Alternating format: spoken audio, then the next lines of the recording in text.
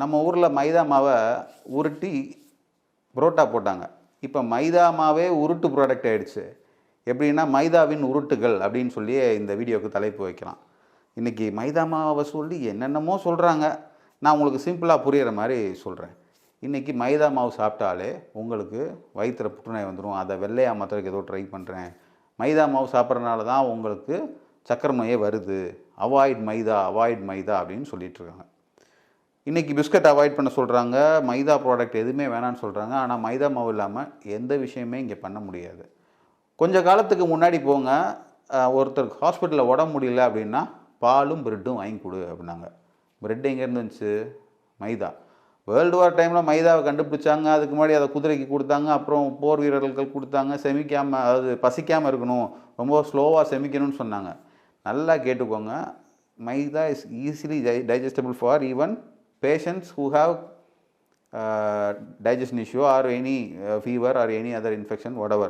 அப்போது ப்ரெட்டு தானே வாங்கி கொடுக்குறோம், பன்னு தானே வாங்கி கொடுக்குறோம். வெள்ளைக்காரன் வந்த காலத்துலேருந்து நம்ம ஊரில் ப்ரெட்டும் பண்ணும் தாராளமாக புடங்கிக்கிட்டு இருக்குது. ஊட்டி வறுக்கி இருக்குது. அது மைதா தான். எந்த ஒரு காய்ச்சல் பேஷண்ட்னாலும் கேக்கு ப்ரெட்டு பன்னு ₹1. ரொம்ப காலையில் பசியாக இருக்காரா, ஒரு வேலைக்கு போகிற ஒரு டீயும் பண்ணு வாங்கி சாப்பிடுப்பா. இப்படி தான் நீங்கள் பழைய படங்கள்லாம் பாருங்கள். பன்னு நம்ம கூட ரொம்ப நாளாக அந்த 50 பன்னு ₹1 பன்னுலாம் இருந்துச்சு. இன்றைக்கும் பன்னு பாக்கெட் வருது. பாவ் பாஜி சாப்பிட்றாங்க. எல்லாமே பன்னு தான். அதெல்லாம் மைதாவாக தெரியாதான். புரோட்டா மட்டும்தான் இங்கே பிரச்சனையா? நான் புரோட்டா கடை வைக்கலை. I am not supporting the fellow who is selling parottas. Paratha it's not a problem here.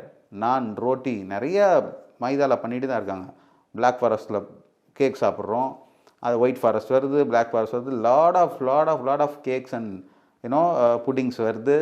நீங்கள் ஸ்டார் ஹோட்டல் போங்க, குட்டி குட்டியாக கப் கேக்ஸ்லாம் நிறைய வச்சுருக்காங்க. அங்கே எதுவுமே மைதா கண்ணுக்கு தெரில. பாவங்க புரோட்டா கடைக்காரர். நம்ம ரோஸ்ட் பண்ணுறது புரோட்டாவை மட்டும், என்ன புரோட்டாவை மதுரையில் வச்சு ரோஸ்ட் பண்ணலை. நீங்கள் மைதாவை வச்சு மக்களே ரோஸ்ட் பண்ணிகிட்ருக்கீங்க. அதனால தான் மைதாவை உருட்டி இன்றைக்கி புரோட்டா மட்டும் போடலை, மைதாவே உருட்டு ப்ராடக்ட் ஆகிட்டுருக்கு. ஸோ மைதா நம்ம கூட ரொம்ப காலமாக ஜேர்னி பண்ணி வந்துட்டுருக்கு. ஒரு டயபிட்டிஸ்க்கு காரணம் கண்டுபிடிக்காமல் வெறும் மைதா மட்டும் ப்ளேம் பண்ணுறது, இது என்னுடைய கருத்து. இது அக்செப்டபுளாக இல்லை, அவ்வளோதான். நிறைய ரிசர்ச்சஸ்லாம் போயிட்டுருக்கு.